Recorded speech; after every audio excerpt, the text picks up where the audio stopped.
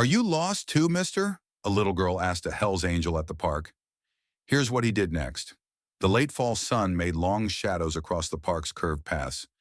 Everything looked golden and orange. Ryder sat very still on an old wooden bench. He was a very large man who took up a lot of space. His leather vest made a creaking sound when he leaned forward. He rested his arms, which were covered in tattoos, on his legs. A soft breeze blew through the leaves still on the trees. He could hear children playing far away. Ryder watched as moms and dads quickly pulled their kids away whenever they came too close to his bench. He was used to it now. Moms would hold their purses tighter. Dads would stand between him and their families. People whispered and stared at him from the side. His fingers had big silver rings on them. He tapped them on his knee without thinking. The tattoos covering his skin told stories about his past, stories that made people cross the street when they saw him coming. Eagles, skulls, and fancy designs went up his arms and under his shirt sleeves. Before you continue listening, please let me know where in the world you are watching from today. Now back to the story. An old man and woman walked by slowly. The man pulled his wife closer to him. Ryder kept looking at the ground, counting the cracks in the sidewalk under his heavy boots. He picked this spot on purpose, away from the playground and busy paths, where he could watch life without being part of it. A group of teenagers on skateboards went past. Their laughter cut through the quiet afternoon. One of them saw Ryder and poked his friends. Their voices got quieter as they went faster. Ryder didn't move or look at them. He was like a stone statue that didn't care about the worried feelings he created in the peaceful park. Time seemed to move slowly. Ryder counted the people who stayed away from his bench. 12 so far today. He watched a squirrel run across the path. It was the only animal that didn't seem bothered by him. The small animal stopped for a second, looked at him with bright eyes, then ran up a tree nearby. The sun got lower, making his shadow longer on the ground. The air got cooler. Ryder pulled his vest tighter around his big shoulders. He thought about leaving and going back to his empty apartment. Then something surprising happened. Small footsteps came closer. They weren't hurried or scared. They stopped right in front of him. Ryder kept his eyes down, thinking the person would run away like everyone else. But instead, a tiny voice spoke. "Are you lost too, mister?" Ryder's head snapped up. He was surprised someone talked to him. Standing in front of him was a little girl. She was about 4 years old with messy brown hair and bright, curious eyes. Her dress was a little too big and hung awkwardly on her small body. She looked up at him without any fear. Her head was tilted to one side as she waited for his answer. The question hung in the air between them. Ryder felt frozen. His usual tough look cracked a little under her innocent question. For the first time in years, someone was looking at him, really looking at him, without being scared or judging him. It felt strange and uncomfortable. He didn't know what to say. Ryder blinked. He struggled to find his voice as he stared down at the little girl. Her brown eyes met his without hesitation. They showed trust that made his chest feel tight in an unfamiliar way. She looked about 4 years old. Her shoelaces were untied, and her hair bow was crooked and about to fall out. "I'm not lost," he finally said. His deep voice came out gentler than usual. "But I think maybe you are." Maggie's bottom lip shook a little. "I can't find my mommy. She was right there, and then she wasn't." She pointed toward the playground. Her small finger moved in the air. Ryder sat up straight and looked around the park. Fewer people were there now, but there were still several groups around. A couple walking their dog, some teenagers on the basketball court, and a few parents with their kids near the swings. None of them looked like they were searching for a missing child. "How long have you been looking for your mom?" he asked. He tried to keep his voice soft. The last thing he wanted was to scare her. "Forever," Maggie said seriously. Ryder guessed forever probably meant just a few minutes to her. She dragged her shoe on the ground, making little marks in the dirt. "My tummy feels funny." The worry in her voice touched something deep inside Ryder, something he thought he had buried years ago. He knew the fear in her eyes. He felt the same fear as a kid when he was lost and alone, though for very different reasons. "What's your name?" he asked. He kept his distance, knowing how it might look to other people. "Maggie," she said, brightening up a little. "What's yours?" "I'm Ryder." He looked around again, more urgently this time. Surely someone must be looking for her. What does your mom look like, Maggie? She's pretty, Maggie said helpfully, as if that was enough to find her mom. And she has a blue jacket today. Ryder rubbed his hand through his beard.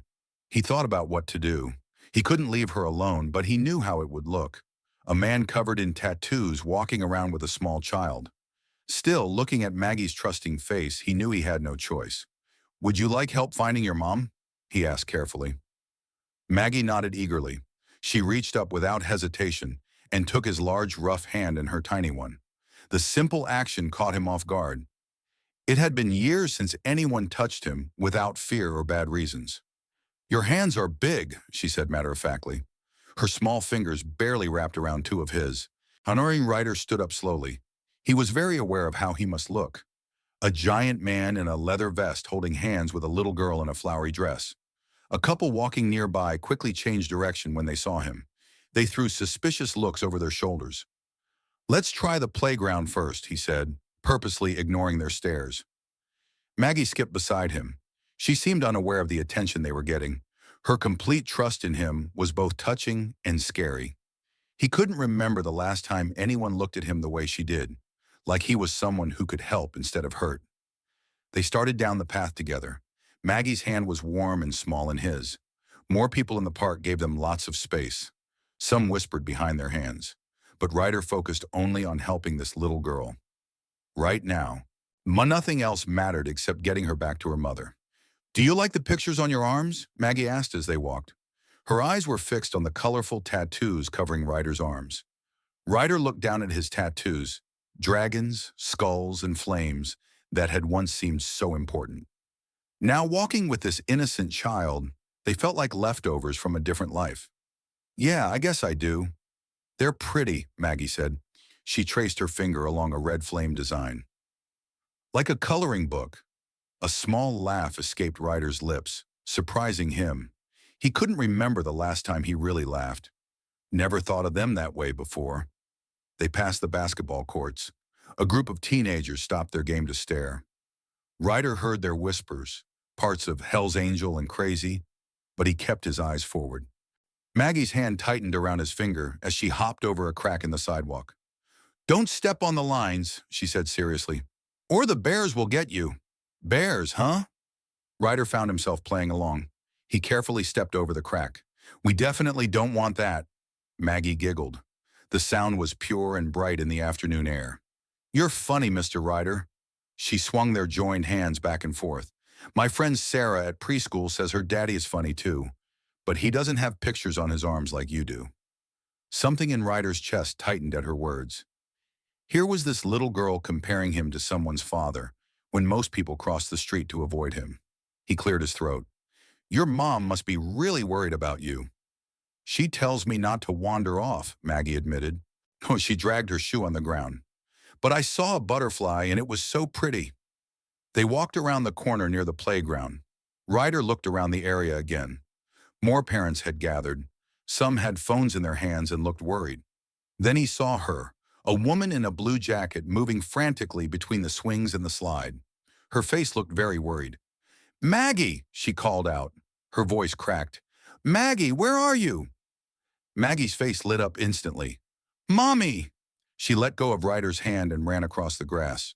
Her little legs carried her fast. Ryder stayed back, watching as the woman, Claire, he would later learn, dropped to her knees and gathered Maggie into her arms. The relief on her face was clear. Her eyes squeezed shut as she held her daughter close. Other parents nearby relaxed visibly, and they put their phones away and went back to their own children. From his spot several yards away, Ryder watched the reunion. Claire's blue jacket was worn at the elbows. Her brown hair was falling out of its ponytail. These were signs of a life lived with not much money, of someone doing her best with what she had. He recognized that look. He saw it in his own mother's eyes years ago. He shifted his weight, not sure whether to go closer or quietly slip away. Before he could decide, Maggie turned in her mother's arms and pointed toward him. Her face was beaming. Claire looked up. For a moment, their eyes met across the distance. Ryder saw a flicker of uncertainty cross her face, the natural reaction he had grown used to over the years. But there was something else there too, something that made him stay instead of turning away. A glimpse of gratitude, perhaps, or recognition of a kindness she hadn't expected. Claire stood up slowly, keeping Maggie close to her side. Her hands were still shaking as she brushed grass from her worn jeans. Taking a deep breath, she walked toward Ryder, who stayed rooted in place like an old oak tree. "I can't thank you enough," Claire said. Her voice was unsteady. She tucked a loose piece of hair behind her ear, a nervous habit she couldn't shake. "I only looked away for a second to answer a work call, and then she was—" Her voice cracked slightly.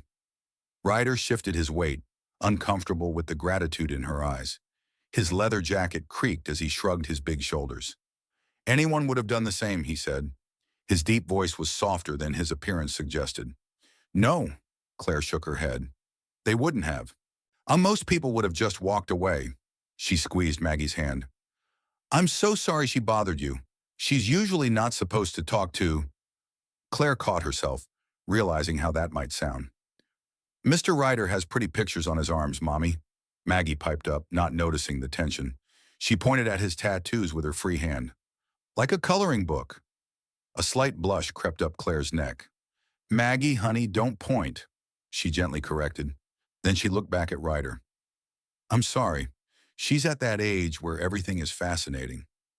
Ryder's lips twitched in what might have been the beginning of a smile. "Kids say what they see," he said simply.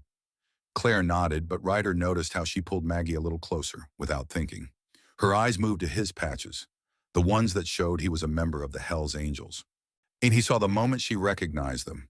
He saw the small change in how she stood. "Well, we should probably get going," Claire said. Her tone was polite but more distant now.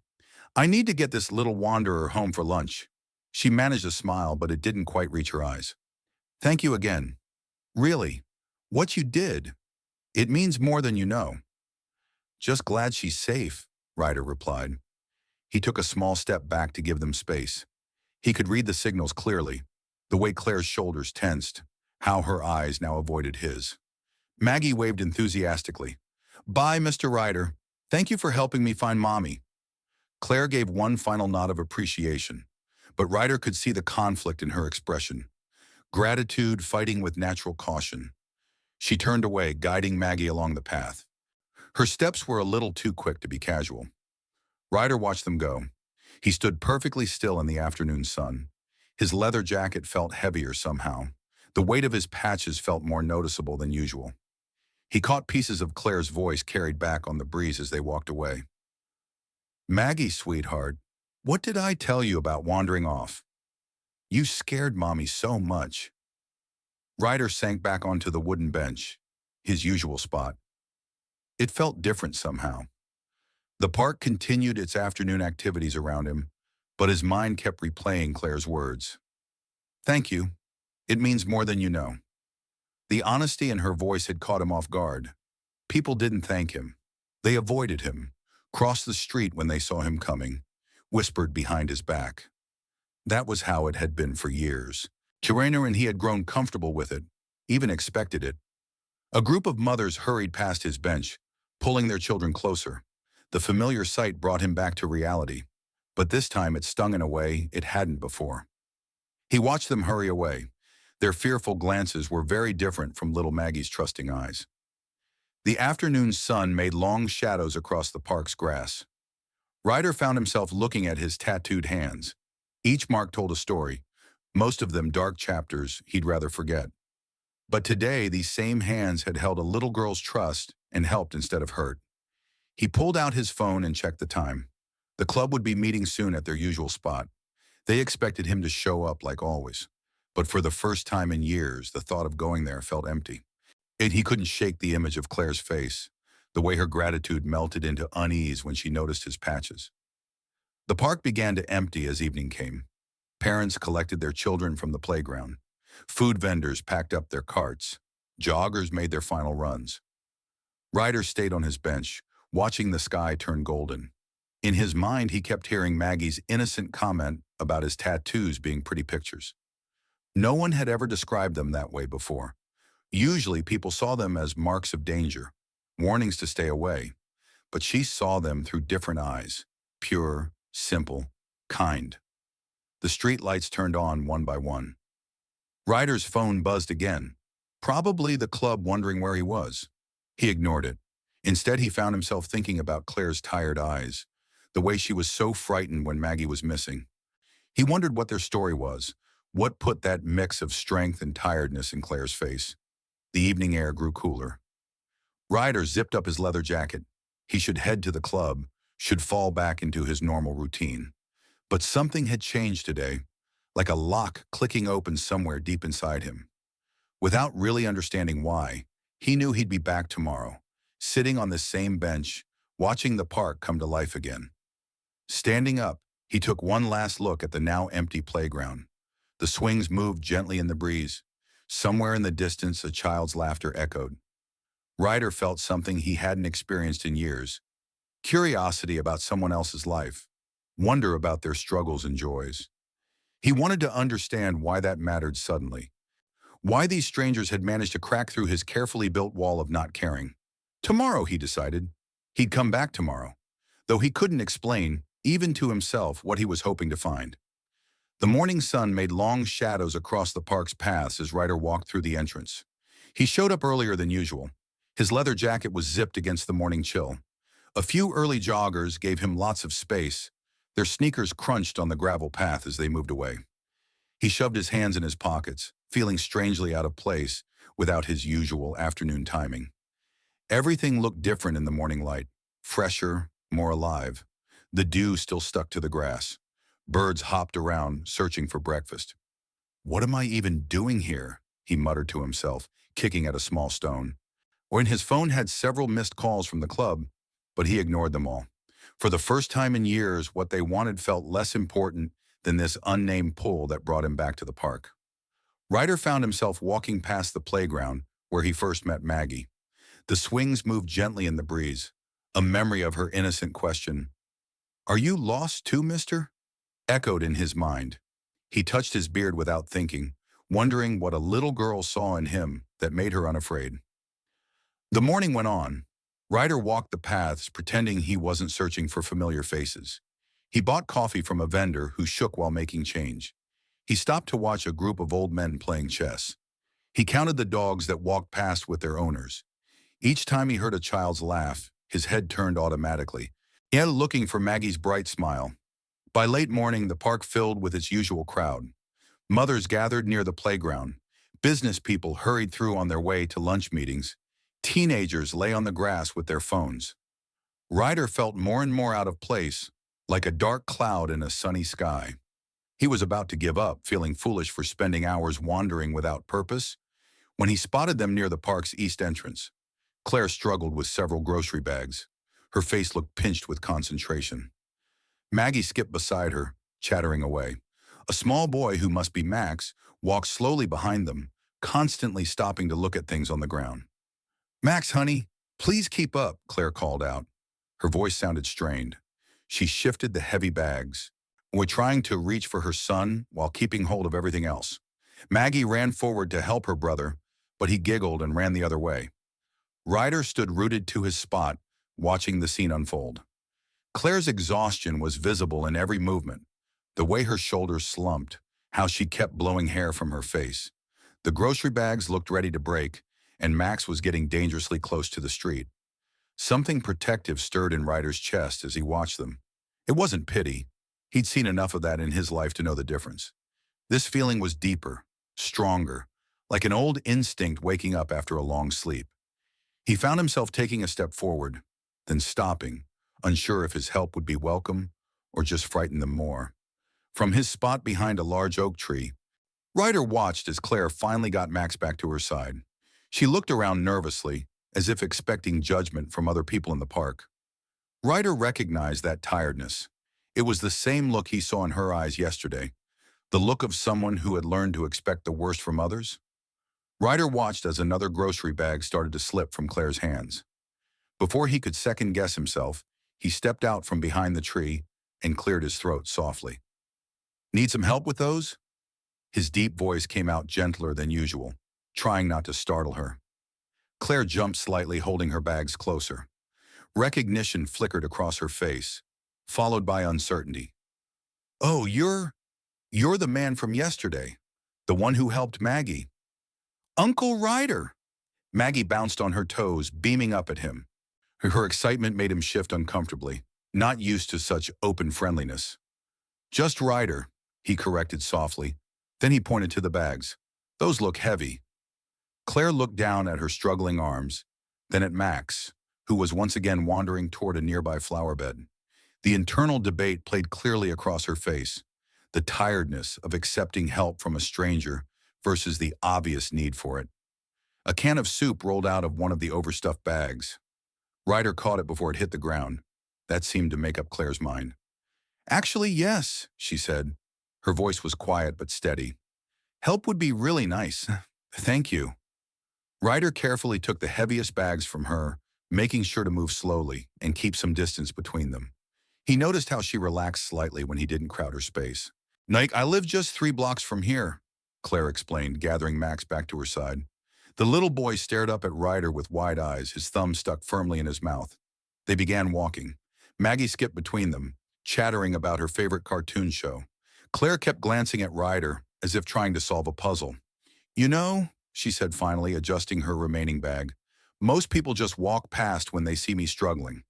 They probably think I should have a better handle on things by now. Ryder grunted softly. People are quick to judge what they don't understand. Claire's steps faltered for a moment. She looked at him with surprise. Yes, exactly. Being a single mom, sometimes it feels like wearing a sign that says, "Please criticize my life choices." She gave a small, bitter laugh. The grocery store cashier actually asked me today where their father was. Can you believe that? As if it was any of her business. Ryder listened, watching how her shoulders tensed as she spoke. He recognized the defensive posture of someone used to protecting themselves from the world's harsh opinions. Grocery cashiers should stick to counting change, he said simply. That earned him a genuine laugh from Claire, the sound brightening her tired face. They really should. Maggie tugged at Ryder's jacket. Mommy works really hard, she announced proudly. She reads me 3 stories every night, even when she's super tired. Claire blushed, reaching down to smooth Maggie's hair. Honey, when I'm sure Ryder doesn't want to hear about our bedtime routine. But Ryder found himself oddly touched by this glimpse into their lives. The image of Claire reading stories despite her exhaustion, trying to keep something normal and special for her kids despite everything else. 3 stories is impressive, he said softly, surprising himself with how much he meant it. Claire looked up at him, really looked at him for the first time, and something in her expression shifted. It's not much, but, well, you do what you can, right? Sometimes that means asking for help with grocery bags from kind strangers in the park. She offered him a small, careful smile. Over the next few days, Ryder found himself drawn back to the park like a compass finding north.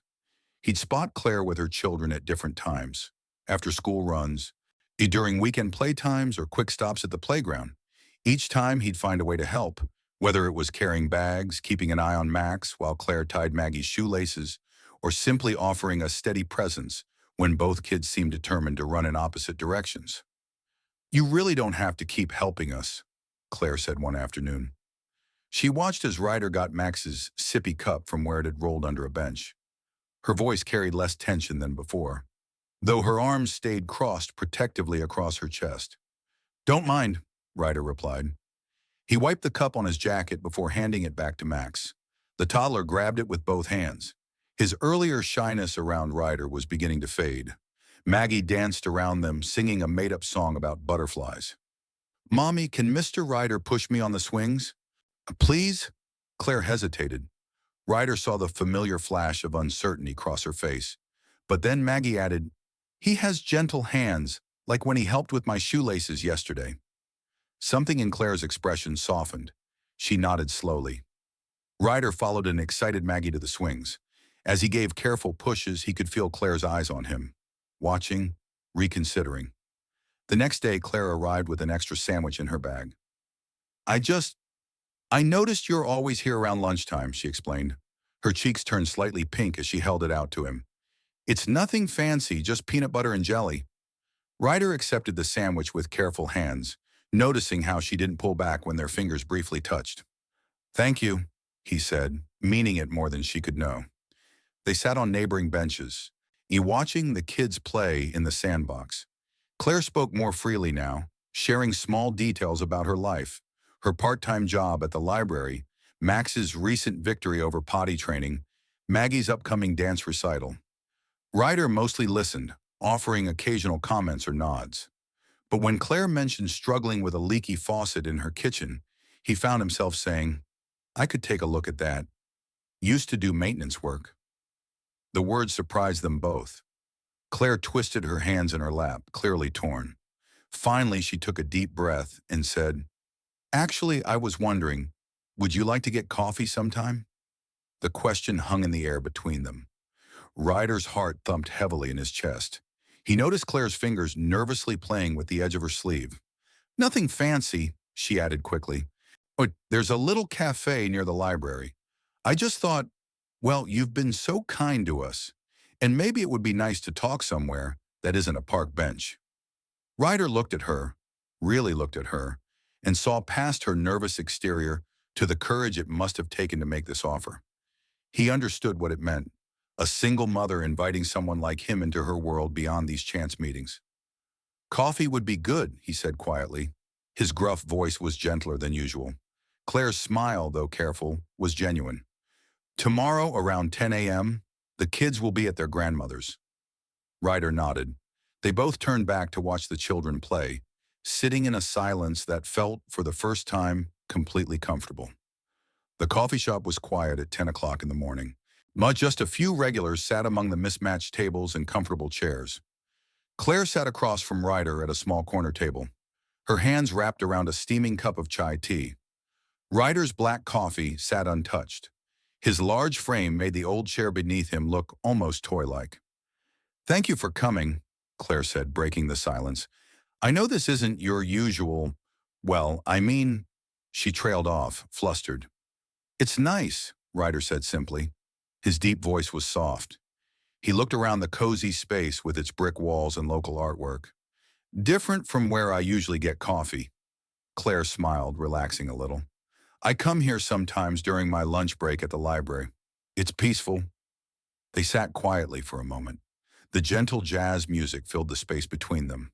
Claire took a deep breath as if gathering courage. "When I wanted to tell you why I was so careful at first," she began. Her fingers tightened around her cup. "Before Maggie and Max, I was married. Or, well, living with someone who promised we'd get married someday." Ryder nodded. His expression encouraged her to continue. "He wasn't kind," Claire said. Her voice dropped.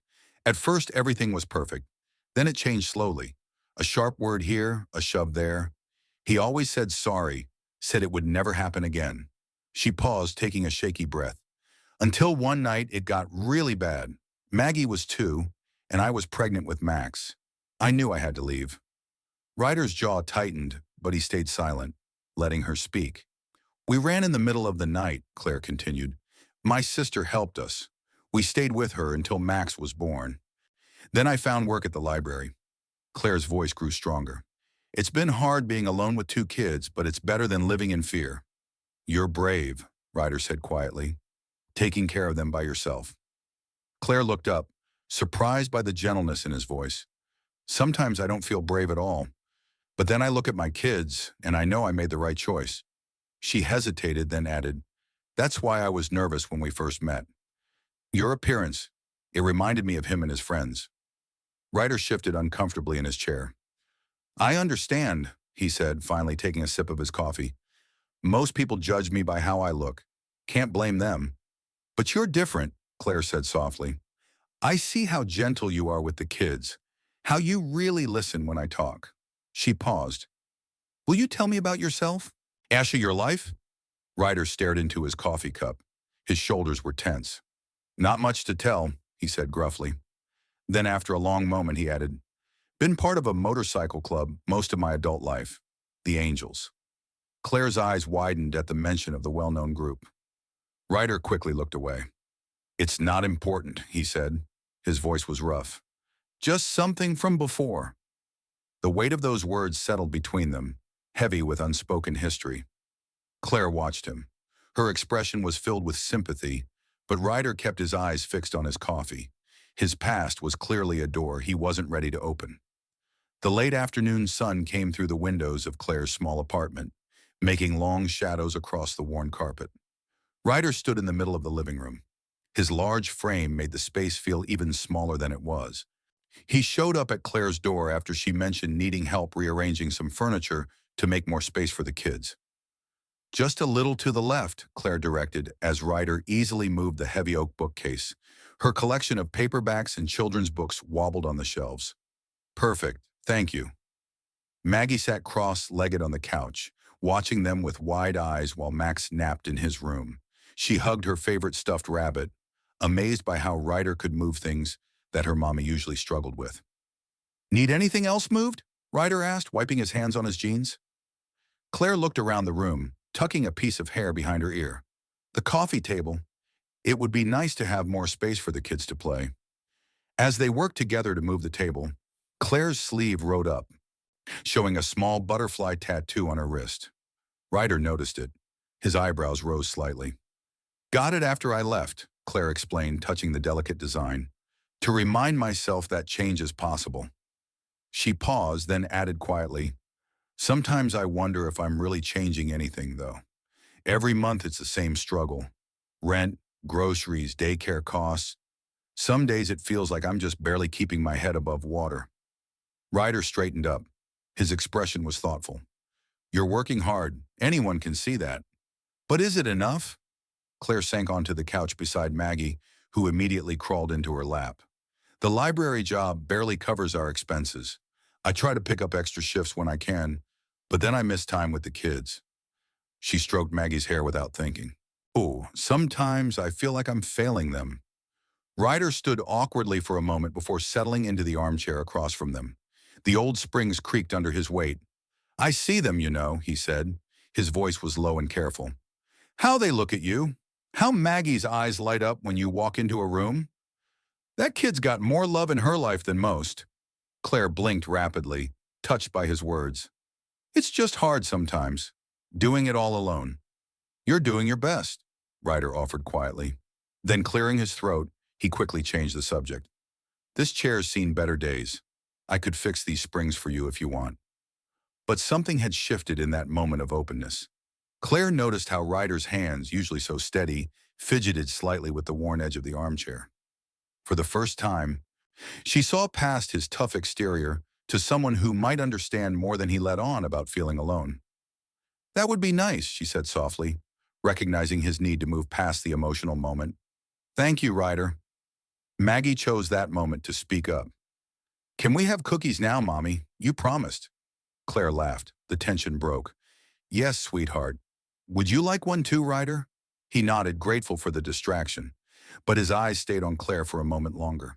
Something unspoken passed between them in the quiet of the afternoon light. The morning air was crisp as Ryder walked through his usual route to the park. His heavy boots left marks in the wet grass. For once, he didn't mind the curious looks from other people in the park. These days, his thoughts were busy with something else. Or rather, someone else.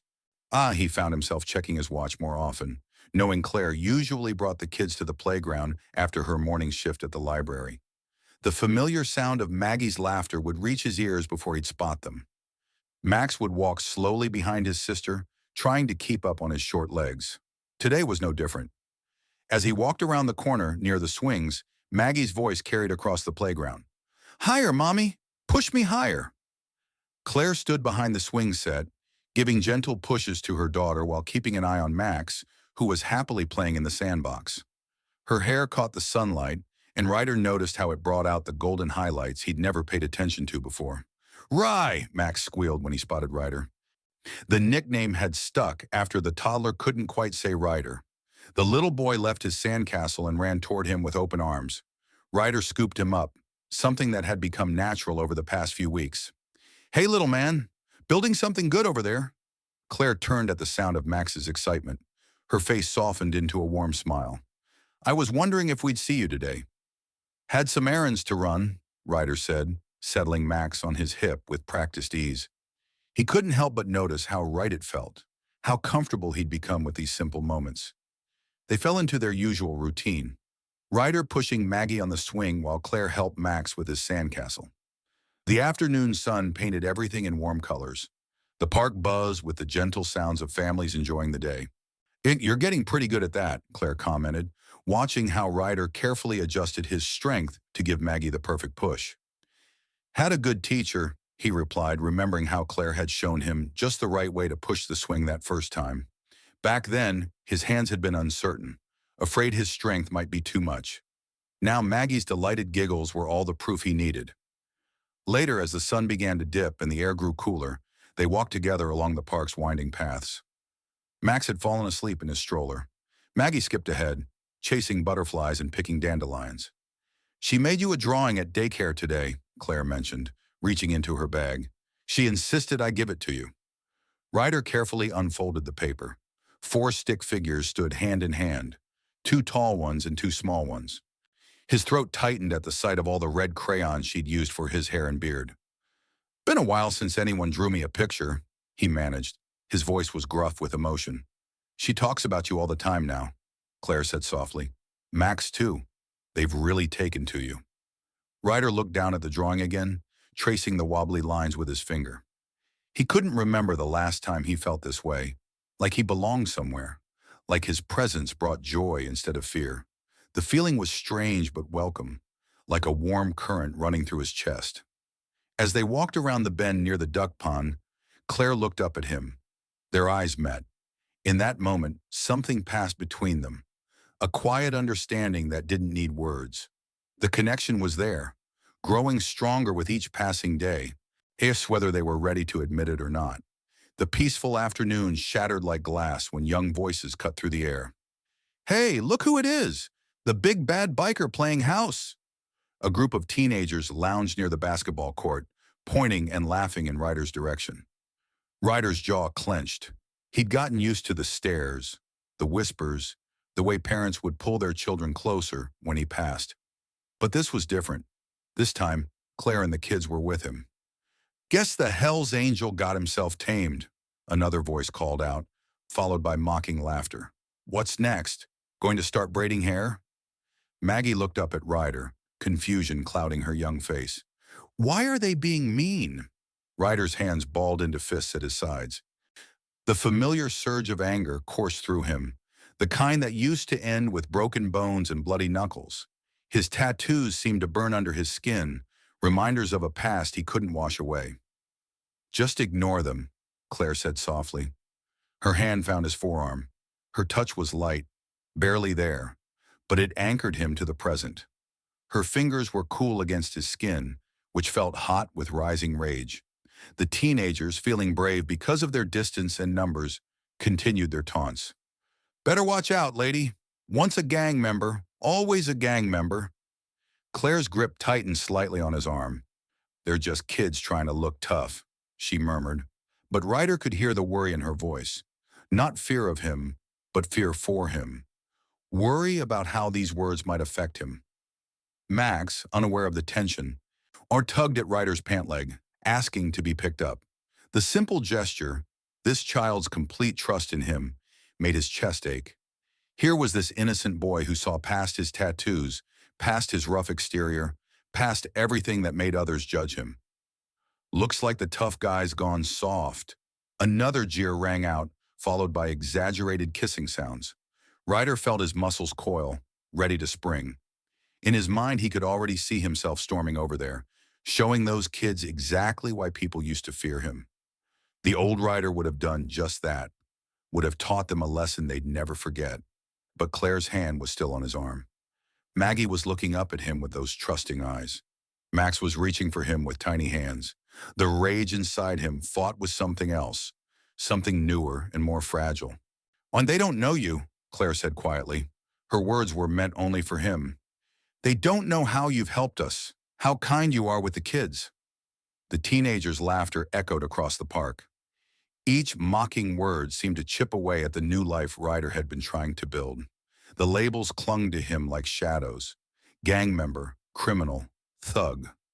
No matter how many groceries he carried for Claire, no matter how gently he pushed Maggie on the swings, no matter how many times Max fell asleep in his arms, would anyone ever see past what he used to be? He looked down at his tattooed hands, Hands that had done violence but lately had been learning to build sandcastles and tie tiny shoelaces. The conflicting images seemed impossible to put together. Maybe that's all he'd ever be to the world. A frightening figure, someone to mock or fear, but never someone to trust or love. Claire's hand slipped from his arm, and he felt its absence like a physical ache. The judgment of strangers had never bothered him before, but now with Claire and the kids in his life, every taunt felt like a reminder of why he might never truly belong in their world. The walk home from the park felt endless. Ryder kept his eyes fixed ahead. His shoulders were stiff. He barely responded to Maggie's excited chatter about the butterflies she'd seen. Claire matched his pace, stealing concerned glances his way, but she didn't push him to talk. When they reached Claire's apartment building, Ryder stopped at the entrance. "I should go," he said. His voice was rougher than usual. The words came out clipped and harsh, making him cringe internally. "You could come up for dinner," Claire offered softly. "I don't know, I'm making spaghetti. The kids love when you're here." Maggie bounced on her toes. "Please, Mr. Ryder, you do the best monster voices when you read stories." The innocent plea made his chest tighten. Max reached for him from Claire's arms. His little hands opened and closed in that familiar gesture that usually melted Ryder's resolve. "Not tonight, kid." Ryder took a step back, creating physical distance to match the emotional walls rising inside him. "Got things to do." Claire's face fell slightly, but she nodded. She understood, giving space. She had probably needed it herself plenty of times. "Another time then," she said, shifting Max to her other hip. Ryder turned away without another word. His boots were heavy on the concrete as he walked. Behind him, he heard Maggie's disappointed, "Bye, Mr. Ryder," and Claire's gentle shushing. The late afternoon sun made long shadows across the sidewalk as he walked. His mind churned with dark thoughts. Those teenagers' words kept echoing in his head. But it wasn't their mockery that bothered him most. It was the truth behind their taunts. Back in his bare apartment, Ryder paced like a caged animal. The walls seemed to close in, decorated with memories of his past life. His leather vest hanging in the corner had patches and pins telling stories of brotherhood and violence. Photos of him with the club, grinning wildly at rallies and runs. A different man with the same face. He caught his reflection in the window, the tattoos crawling up his neck, the scars on his knuckles, the hard lines around his eyes. What right did he have to be around Claire's kids? To let them trust him? Who to let Claire see him as something he wasn't sure he could be? The sun set and still Ryder paced. He thought about Claire's gentle touch on his arm at the park, how it had calmed the storm inside him. He thought about Maggie's complete trust, about Max's sleepy weight in his arms. These moments of peace felt stolen, like something he'd taken without earning. Night fell. Ryder sat in his darkened living room. His phone was silent beside him. Usually Claire would send a picture of the kids before bedtime, Maggie making funny faces or Max covered in whatever he'd had for dinner. Tonight his screen stayed dark, respecting the distance he'd put between them. Hours ticked by as Ryder wrestled with his thoughts. His past wasn't just tattoos and leather. It was blood and broken laws, loyalties that ran deep and debts that never quite got paid. Claire deserved to know the truth, but the thought of seeing fear replace the warmth in her eyes made his stomach turn. The neon signs from the bar across the street cast shifting colors through his window, painting his walls in reds and blues. Ryder sat motionless, trapped between the man he'd been and the man Claire made him want to be, uncertain if there was any way to bridge that gap without destroying everything in the process. The rumble of motorcycles shattered the morning quiet. Ryder's shoulders tensed as he recognized the familiar sound of Harley engines. Not just any bikes, but ones he knew as well as his own heartbeat. He was walking through the small parking lot behind his apartment building when 3 motorcycles pulled in, blocking his path. Snake, the club's sergeant-at-arms, killed his engine first. His weathered face was hard beneath his graying beard. 2 other members, Diesel and Crow, flanked him. Their expressions were equally serious. "Been looking for you, Rye," Snake said, using Ryder's old road name. "You've been scarce lately." Ryder stood his ground, feet planted firmly. "Been busy." "Yeah, we've heard," Diesel's lip curled. "Playing house with some single mom and her brats. That what you're doing these days?" The mention of Claire and her children made Ryder's fist clench. He kept his voice level, though. What I do with my time isn't club business. Snake got off his bike. His leather vest creaked as he approached. The patches on his chest caught the morning sun, the same ones Ryder wore on his own vest hanging in his closet. Everything's club business, brother. Now you know that. We got a big run coming up, Crow added. Need our best man on it. Ryder knew what that meant. The runs were never just about moving merchandise anymore. They usually ended with someone getting hurt, or worse. I'm done with that life, Ryder said quietly. Snake's hand shot out, gripping Ryder's shoulder. It looked friendly enough, but Ryder felt the threat in those fingers. Nobody's ever done, Rye. You took the oath. Blood in, blood out. Remember? The words hit Ryder like a physical blow. He did remember. Remembered the night they'd brought him in, how the club had become his family when he had nothing else.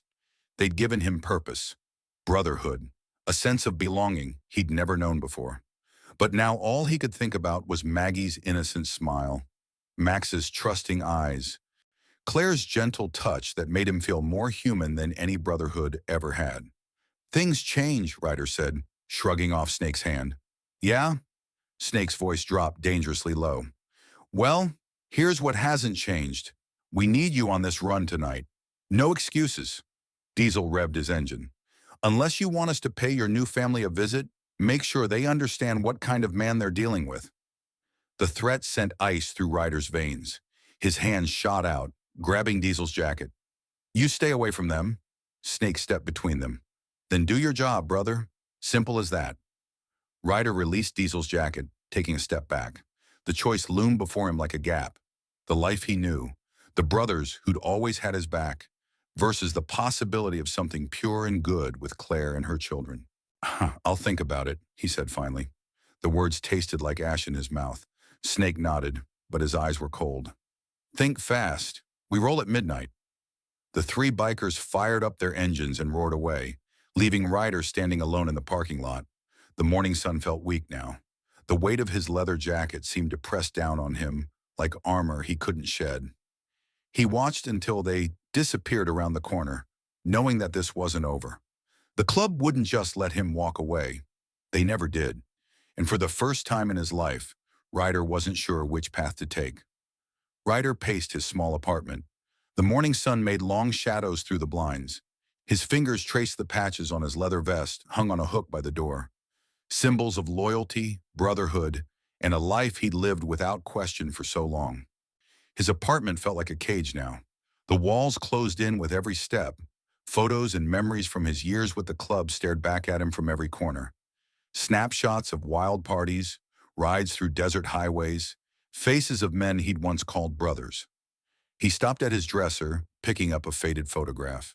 It showed a younger version of himself, fresh-faced and angry at the world, standing proud next to his first motorcycle. The club had found him then, given him purpose when he needed it most. But now, looking at that young man's defiant smile, Ryder hardly recognized himself. What kind of man are you? He muttered to his reflection in the mirror above the dresser. The face that looked back was weathered, marked by years of hard living and harder choices. His tattoos told stories of loyalty and violence, promises written in ink that had seemed unbreakable. But then Maggie's laugh echoed in his memory, clear as a bell. He remembered how she'd looked at him in the park that first day, not with fear or judgment, but with simple trust. And Claire. Claire saw something in him he'd forgotten existed. Ryder sank onto the edge of his bed, head in his hands. The weight of his past pressed down on him like a physical thing. The club had been his family, his whole world for so long. They'd taken him in when no one else would, stood by him through the darkest times. But now he saw the price of that loyalty. The violence, the illegal runs, the constant looking over his shoulder. He thought about Claire's strength, how she'd rebuilt her life from nothing. She'd found the courage to leave her own dark past behind to create something better for her children. If she could do that, maybe he could too. Standing up, Ryder walked to his closet and pulled out an old shoebox. Inside were things he'd kept hidden even from himself. A few photos of his mother, a high school diploma he'd never picked up, a letter from his sister he'd never answered. Small pieces of a different life, one he'd left behind long ago. The morning light caught on his rings, heavy silver bands marked with the club's symbols. He'd earned each one, paid for them in blood and loyalty. Slowly, carefully, he pulled them off one by one. The skin beneath was pale, marked by years of wearing them. His phone buzzed. A message from Claire. "Hope you're okay. Kids miss you." 3 simple lines that changed everything. The writer closed his eyes, letting the warmth of those words wash over him. He thought about Max's toothy grin, Maggie's endless questions, Claire's gentle touch. They offered him something the club never could, a chance at redemption, at being the man he glimpsed in their eyes. The choice became crystal clear in his mind. He couldn't keep living in 2 worlds. The club would never let him go easily. But for the first time in years, he had something worth fighting for, something worth changing for. Ryder stood up straighter, his decision made. He would face Snake and the others, end this chapter of his life once and for all. The thought filled his stomach with dread, but his mind was clear. He'd rather die trying to become a better man than live as the ghost he'd been. The neon sign of the Devil's Fork bar buzzed and flickered in the late afternoon sun. Ryder pulled up on his motorcycle. His heart pounded against his ribs. The familiar row of bikes lined up outside brought back a flood of memories, some good, most bitter. Inside, cigarette smoke hung thick in the air. Snake, the club president, sat at their usual table in the back, surrounded by other members. Their leather vests gleamed with patches and pins, badges of honor in their world. Heads turned as Ryder walked in. Conversations died down to whispers. "Look who finally showed up," Snake drawled. His voice carried across the room. He was a lean man with gray-streaked hair and eyes that never seemed to blink. "Thought maybe you'd forgotten about your family." Ryder stood his ground. His boots were planted firmly on the sticky floor. "Need to talk to you, Snake. All of you." Snake gestured to an empty chair, but Ryder shook his head. He couldn't sit for this. Couldn't pretend this was just another day at the bar. "I'm out," Ryder said. His voice was steady despite the shaking in his hands. "For good this time." The silence that followed was deafening. Snake's face hardened. The friendly mask slipped away. "That right?" he asked too quietly. "And what brought this on? That little family you've been playing house with?" Ryder's jaw tightened. "This isn't about them. It's about me. I can't do this anymore. Can't do this anymore." Snake stood up slowly. His chair scraped against the floor. "After everything we've done for you? Everything we've been through?" Other members started standing too, forming a loose circle around Ryder. When he recognized every face, men he'd ridden with, fought beside, bled with. But now all he saw was the cage they represented. "I'm grateful for what you did for me," Ryder said, meaning it. "You took me in when I had nothing. But I need something different now." "Different?" Snake spat the word like poison. "You think you're better than us now? Think you can just walk away?" "I'm not asking for permission," Ryder replied. His voice grew stronger. "I'm telling you, I'm done. No more runs, no more violence. I'm out." Snake moved closer. His boots clicked on the wooden floor. "You know it doesn't work like that, Rye. Nobody just walks away." "I am." Ryder reached into his vest and pulled out his club patches. He placed them on the nearest table. The sound seemed to echo in the tense silence. "It's over." Snake's face turned red with fury. "You ungrateful piece of—" He lunged forward, but 2 other members held him back. Ryder stood his ground even as his old brothers cursed and threatened him. He'd expected this, prepared for it, but nothing could have prepared him for the look of betrayal in their eyes. "You're dead to us," Snake snarled, struggling against the hands holding him. "You hear me? Dead!" Ryder turned and walked toward the door. His steps were measured and purposeful. Every instinct screamed at him to run, but he wouldn't give them that satisfaction. He pushed through the heavy wooden doors into the late afternoon sun. The parking lot was empty except for the bikes. Ryder walked to his motorcycle, swung his leg over the seat, and started the engine. The familiar rumble couldn't drown out the shouts still coming from inside the bar. But for the first time in years, those voices held no power over him. As he pulled away from the Devil's Fork, Ryder felt something lift from his shoulders, a weight he'd carried for so long he'd forgotten it was there. The wind whipped at his face, and he realized he was smiling. He was free. The morning after leaving the Devil's Fork, Ryder sat at his kitchen table staring at his phone. He turned it off last night after the 100th message from his former brothers. The silence in his apartment felt different now, not lonely, but peaceful. His hands shook slightly as he made coffee. The hugeness of what he'd done was finally sinking in. For 15 years, the club had been his whole world. Now that world was gone, leaving him standing on unfamiliar ground. The coffee maker sputtered and hissed. Ryder leaned against the counter. His tattooed arms were crossed over his chest. Through his window, he could see people going about their morning routines, walking dogs, heading to work, living normal lives. For the first time, he felt like he might have a chance at that kind of life too. His phone buzzed on the table. Claire's name lit up the screen. Ryder's heart quickened as he picked it up. "Hey," he answered. His voice was rough from lack of sleep. "I heard what happened," Claire said softly. "Are you okay?" Ryder ran a hand through his beard. "News travels fast, huh?" "Small town." There was a pause. "Do you want to talk about it?" "Not much to say. I did what I had to do." "Are you sure about this?" Her voice held concern, but also something else. Hope, maybe. "The club. They won't just let you walk away, will they?" Ryder sighed, sinking into a kitchen chair. Probably not without some pushback. But I'm done, Claire. Really done. I can't go back. Not after—" He trailed off, thinking of Maggie's innocent smile, of Max's shy waves, of Claire's quiet strength. "I believe you want to be," she said carefully, "but changing isn't easy. Trust me, I know." Her words hit home. Claire knew better than most how hard it was to break free from the past. She'd done it herself, escaping her abusive relationship to build a new life for her kids. "I know it won't be easy," Ryder admitted, "but I can't go back. Not after—" He trailed off again. "The kids ask about you," Claire said, changing the subject.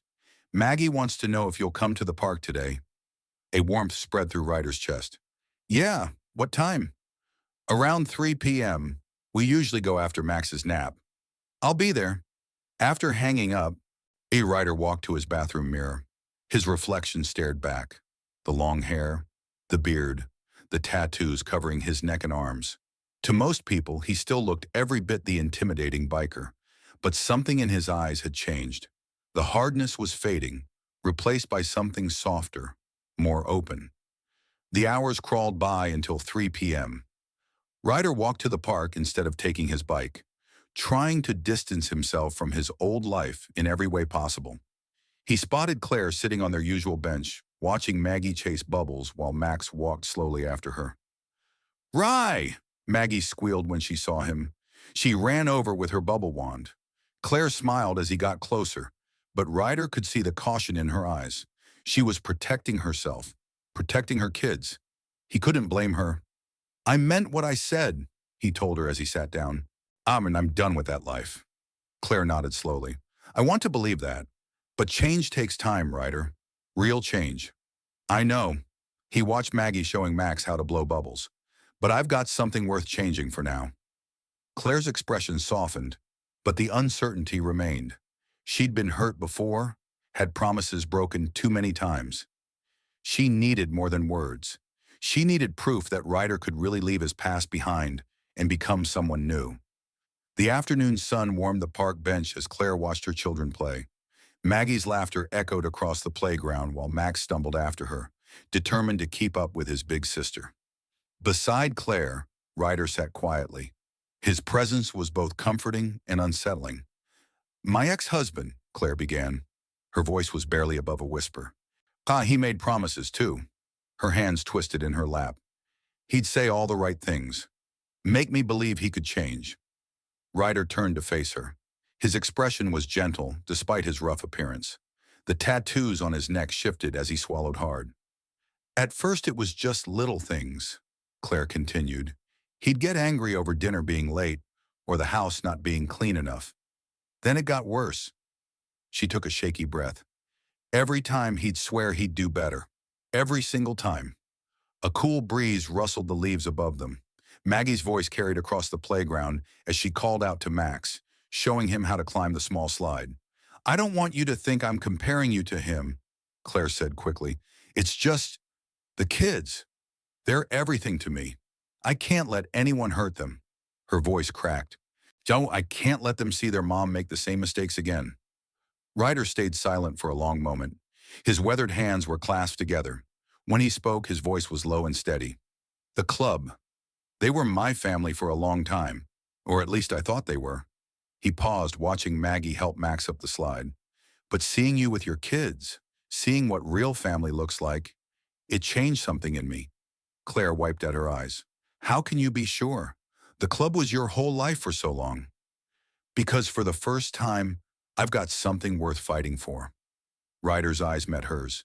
Something worth changing for. Not just you and the kids, but myself too. He ran a hand through his beard. I want to be better. Not just say it, but actually do it. A mother walked past them, and pulling her child closer as she eyed Ryder's tattoos. Claire noticed how he tensed slightly, then forced himself to relax.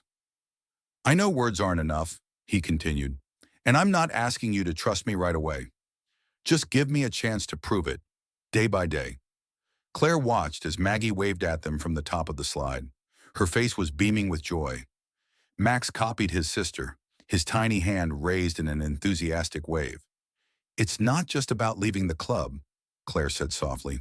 It's about building something new, something stable. She turned to face him fully. My kids need stability, Ryder. They need to know the people in their lives won't disappear when things get tough. I understand, Ryder nodded, and I'm ready for that, whatever it takes. Claire was quiet for a long moment, studying his face. The hardened exterior she'd first seen was still there, but now she could see beyond it to the man who'd helped a lost little girl, who carried groceries without being asked, who listened when she needed to talk. Okay, she said finally. Show me, show us. She managed a small smile. We'll take it one day at a time. Relief washed over Ryder's face, softening his features. Before he could respond, Maggie came running over. Her cheeks were flushed with excitement. Ry, come watch me on the slide, she called out, grabbing his hand. Claire nodded, giving him permission. As she watched Ryder follow Maggie to the playground, she felt a flutter of hope in her chest. Maybe, just maybe, this time would be different. The early morning sun made long shadows across the community center's parking lot as Ryder pulled up on his motorcycle. He'd traded his leather club jacket for a simple work shirt, but his tattoos still drew curious glances from the volunteers arriving for their shifts. Sarah, the center's coordinator, greeted him with a warm smile. She was one of the few people who hadn't judged him by his appearance when he first asked about volunteering. Morning, Ryder, she said, unlocking the front door. Ready for your first official day? He nodded, following her inside. The center was quiet this early, but soon it would be full of activity. Where do you need me to start? We've got donations coming in for the Single Mothers program, Sarah explained, leading him to a storage room. Furniture, clothes, household items, they all need to be sorted and organized. Ryder rolled up his sleeves, showing more of his tattoos. I can handle that. As the morning went on, more volunteers arrived. Some kept their distance, but others, seeing his dedication to the work, gradually warmed up to him. He lifted heavy furniture, put together shelving units, and organized boxes of donations with careful attention. Around late morning, Claire arrived with Maggie and Max. She'd started using the center's daycare services while she worked part-time at a nearby diner. Ryder hadn't told her he'd be volunteering here. He wanted his actions to speak for themselves. Through the storage room doorway, he watched as she signed the kids in. Maggie spotted him and waved enthusiastically. Ry, she called out, using the nickname she'd given him. Claire looked up, surprised to see him there. Their eyes met across the room. Ryder quickly returned to his work, not wanting her to think he was showing off. Later, as he helped a young mother load a donated crib into her car, he overheard two volunteers talking. Did you see how gentle he was with Mrs. Rodriguez's kids? One whispered. They were scared of him at first, but he got down on their level and made them laugh. I know, the other replied. Who would have thought someone who looks like that could be so good with children? Ryder pretended not to hear, but their words settled something in his chest. For the first time in years, people were seeing him differently, not as a threat, but as someone who could help. By afternoon, Claire returned to pick up the kids. She found Ryder sitting cross-legged on the floor with a group of children, including Max. helping them build a tower with wooden blocks. His large frame seemed somehow smaller as he carefully placed blocks where tiny hands pointed. From her spot near the doorway, Claire watched as Ryder caught Max when he stumbled, steadying the toddler with gentle hands that once would have made her pull back. She saw how the other mothers in the room had relaxed around him, how the staff trusted him with their most vulnerable clients. Maggie ran to her mother, excited to share stories about her day. Rye helped Tommy's mom move into her new apartment, she announced proudly, and he fixed Maria's bike. Claire looked at Ryder, who was now standing awkwardly nearby, waiting for her reaction. She saw beyond the tattoos and scars to the man who'd spent his day helping others, expecting nothing in return. The man who was trying, really trying, to be better. "Sure, I heard you've been busy," she said softly. "Just trying to do my part," he replied, shuffling his feet. "The center helps people who need it. Seems like the right thing to do." The weeks melted into a comfortable routine. Ryder spent his mornings at the community center, helping wherever he was needed. The suspicious glances that once followed him everywhere had softened into friendly nods and warm greetings. Even the most cautious mothers now trusted him with their children, seeing past his intimidating exterior to the gentle soul beneath. On this particular Tuesday morning, Ryder was organizing donations when Max toddled into the storage room. His little face lit up at the sight of the big man. "Up!" Max demanded, raising his arms. Without hesitation, Ryder scooped him up, one settling the boy on his hip as naturally as if he'd been doing it forever. "Aren't you supposed to be in daycare, little man?" Ryder asked. His gruff voice was softened by affection. "He insisted on finding you," Claire said from the doorway, an apologetic smile on her face. She was dressed in her diner uniform. Her hair was pulled back in a neat ponytail. "He's been asking for Rye all morning." Something warm bloomed in Ryder's chest at the child's nickname for him. Max laid his head on Ryder's shoulder, completely at ease. "I can take him back," Claire offered, but Ryder shook his head. "He can help me sort these toys," he said, pointing to a box of donated stuffed animals. "Right, buddy?" Max nodded enthusiastically. Claire's smile widened. "Okay, but don't let him talk you into keeping all of them. We already have enough at home." Later that evening, after his shift at the center, Ryder found himself at Claire's apartment. It had become a regular thing, helping with dinner, playing with the kids, being part of their evening routine. The small living room was cluttered with toys and children's books, but it felt more like home than any place he'd ever known. Maggie sat at the coffee table coloring intently while Max played with blocks on the carpet. Claire moved around the kitchen preparing a simple dinner. Ryder helped by setting the table. The domestic scene would have seemed impossible just months ago, but now it felt right. "Rye!" Maggie called out, holding up her drawing. "Look what I made!" Ryder crossed the room and crouched beside her, studying the colorful scribbles. "Is that all of us?" he asked, one pointing to the 4 stick figures she'd drawn. "Uh-huh," she nodded proudly. "That's you with all your pictures," she explained, pointing to the tallest figure covered in squiggly lines representing his tattoos. Claire watched from the kitchen. Her heart was full at the sight of her daughter sharing her artwork with Ryder. The man who had once seemed so dangerous now sat cross-legged on her floor, praising a child's drawing as if it were a masterpiece. After dinner and bedtime stories, with both children tucked in, Claire and Ryder sat on the small balcony. The night was cool and quiet. The city lights twinkled below them. Neither felt the need to fill the silence with words. Claire's shoulder brushed against Ryder's arm. For the first time, there was no tension in the touch, no lingering uncertainty. Ryder looked down at Claire, noting how the moonlight softened her features. She seemed more relaxed than he'd ever seen her, comfortable in his presence in a way that made his heart ache with gratitude. They sat together, sharing the peaceful moment. Two people who had found something unexpected in each other's broken pieces.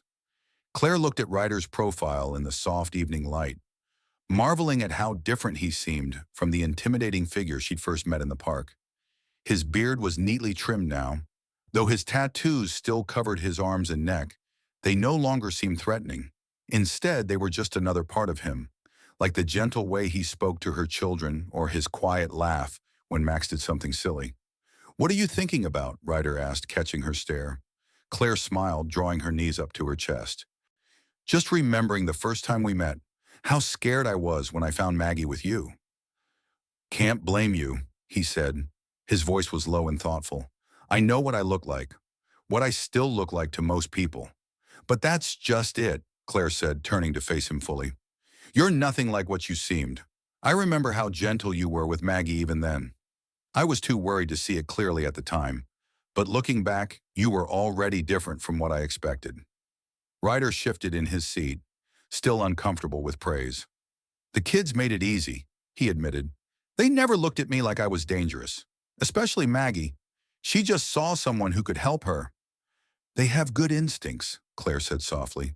She watched as a gentle breeze ruffled his long hair.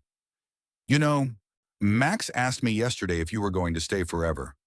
Ryder's breath caught audibly. What did you tell him? I told him I hope so. Claire felt her cheeks warm at the admission. The way you are with them, it's amazing to watch. Sometimes I catch myself wondering if I'm dreaming, if this is all real. It's real, Ryder assured her. His voice was rough with emotion. Sometimes I wonder the same thing. A few months ago, I was lost. Didn't even know how lost until Maggie asked me that question in the park. Claire reached out and touched his arm. Her fingers traced one of his tattoos. You've changed so much since then. The way you help at the community center, how you've become such a positive influence. I'm proud of you, Ryder. He covered her hand with his own larger one. Let's go for a walk, he suggested. Wayne, the sunset's beautiful tonight. They made their way down to the park, the same park where their story had begun. The evening air was cool and sweet, carrying the scent of blooming flowers. Other families were heading home for the night. The playground was nearly empty. They found a bench facing west, where the sky was painted in brilliant oranges and pinks. Ryder took Claire's hand in his. Their fingers intertwined naturally. The simple gesture still amazed her. How comfortable they'd become with each other. How easy it was to just be together. You know, Ryder said, his eyes on the sunset, I used to come here to escape, to be alone. Now it's different. Everything's different. Claire squeezed his hand. Good different? The best kind, he replied, turning to look at her. I've never felt more at peace than I do right now. He's sitting here with you. The living room of Claire's apartment was filled with afternoon sunlight and the sound of children's laughter. Ryder sat cross-legged on the carpet, surrounded by colorful building blocks that Max had scattered everywhere. The 2-year-old was busy stacking them into wobbly towers. His little face was scrunched in concentration. Higher, Max demanded, pushing more blocks toward Ryder. All right, buddy, Ryder chuckled, carefully adding another block to their creation. His large tattooed hands looked almost funny handling the tiny toys, but he'd grown used to being gentle with them. Maggie bounced over from the kitchen table where she'd been coloring. I want to play too. She plopped down beside them, her dark curls bounced. Can we make a castle, Uncle Ryder? Ryder's hands froze mid-stack. His heart skipped a beat at the name she'd used so casually. Uncle Ryder. The words echoed in his mind, filling his chest with an unfamiliar warmth. He looked up to find Claire watching from the kitchen doorway, a soft smile on her face. Sure thing, Princess, he managed to say. His voice was a little rougher than usual. What kind of castle should we build? A big one. Maggie spread her arms wide. With towers and a bridge. She continued listing features while Max knocked over their previous creation, giggling as the blocks clattered across the floor. Ryder helped them gather the scattered pieces, showing them how to build a stronger foundation. His mind kept returning to that simple word, uncle. It was such a small thing, but it meant everything. These children, who had every reason to fear him, had accepted him completely.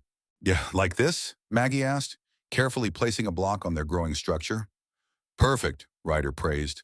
He watched as she beamed with pride, remembering how scared her mother had been when they first met. Now here he was, spending Sunday afternoon building block castles with her children. Max toddled over with more blocks, babbling excitedly. He stumbled, falling against Ryder's knee. But instead of crying, he just grabbed onto Ryder's arm to steady himself. The toddler's tiny fingers traced one of his tattoos with curiosity, completely unafraid. Uncle Ryder, Maggie said again, this time tugging on his sleeve to get his attention. Can we have ice cream after dinner? There it was again, that rush of emotion. Ryder looked at these two innocent faces gazing up at him with such trust and felt his throat tighten. He'd never imagined being anyone's uncle, never thought he'd be worthy of such a title.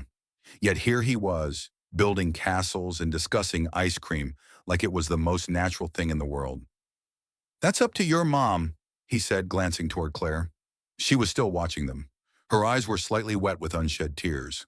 She gave a small nod, understanding the importance of this moment. The castle grew taller as they worked together, Maggie directing their efforts while Max occasionally added random blocks wherever he could reach. Ryder found himself relaxing into this simple activity, letting go of the tough exterior he'd maintained for so long.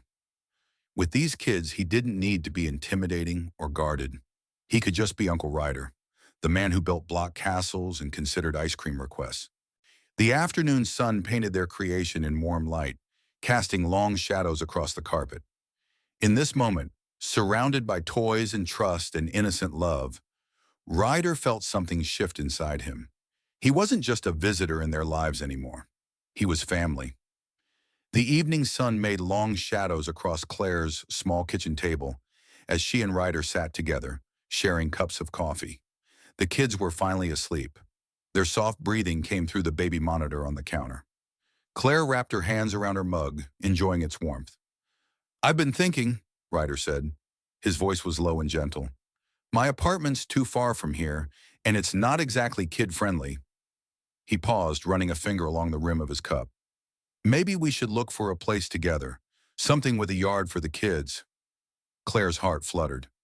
She'd been hoping he would bring this up but hadn't wanted to push. "You really want that?"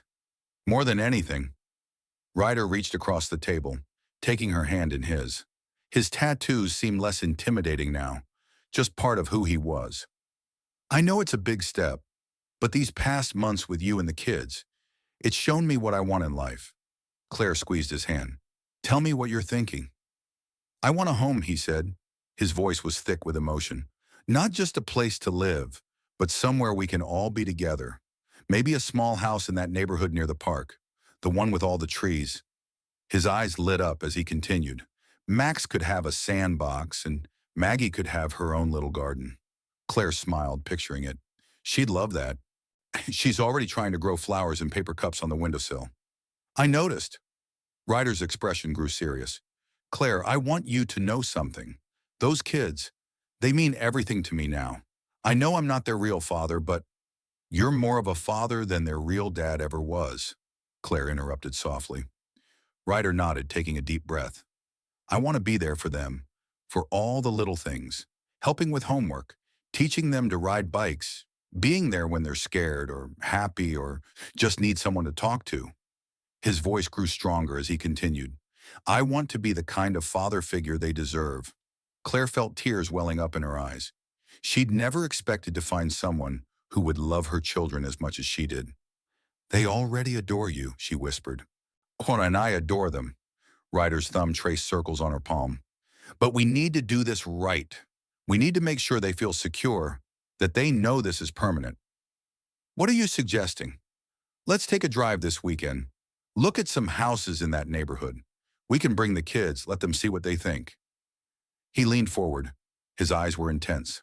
"I've saved up some money. It's not a fortune, but it's enough for a down payment on something modest." Claire's breath caught. "You've really thought this through." "I have." Ryder stood up, still holding her hand, and guided her toward the window. The park where they first met was visible in the distance, its trees dark shapes against the darkening sky. "Want to take a walk? The kids are asleep, and Mrs. Johnson next door has the baby monitor."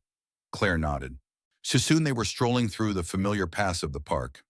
They stopped at the bench where Maggie had first approached Ryder all those months ago. Sitting down, Ryder turned to face Claire. "I need you to know something," he said.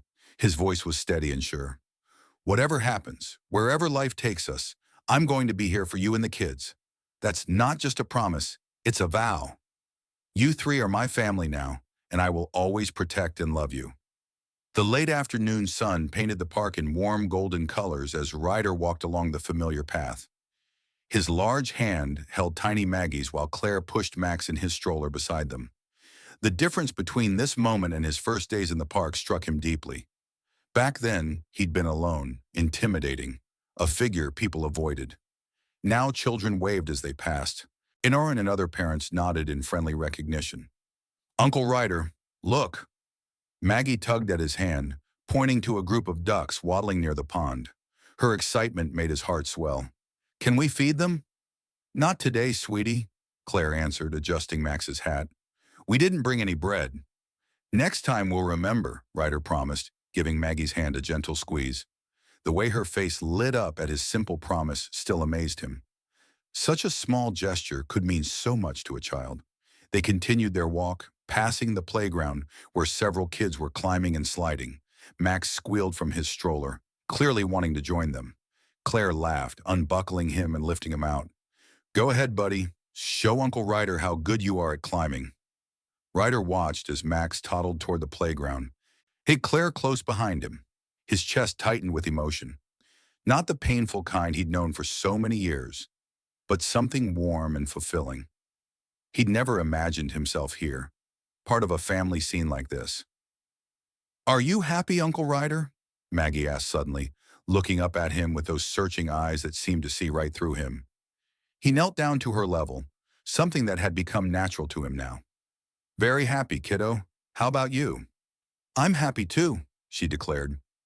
She wrapped her small arms around his neck in a quick hug before running off to join her brother on the playground.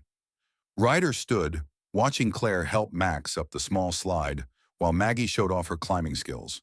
The setting sun made long shadows across the playground. Families were starting to head home for dinner. But Ryder wasn't ready to leave just yet.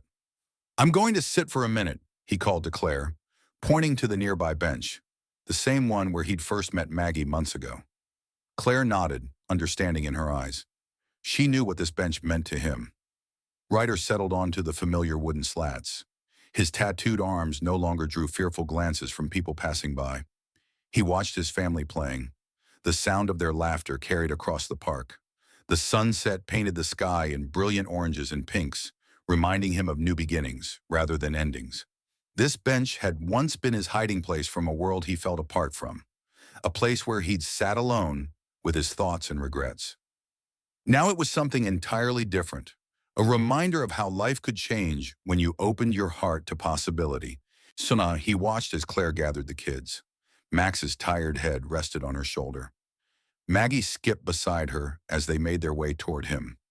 The peace he felt in this moment was something he'd never known in his old life. Not with the motorcycle club, not in any of his previous attempts at finding belonging.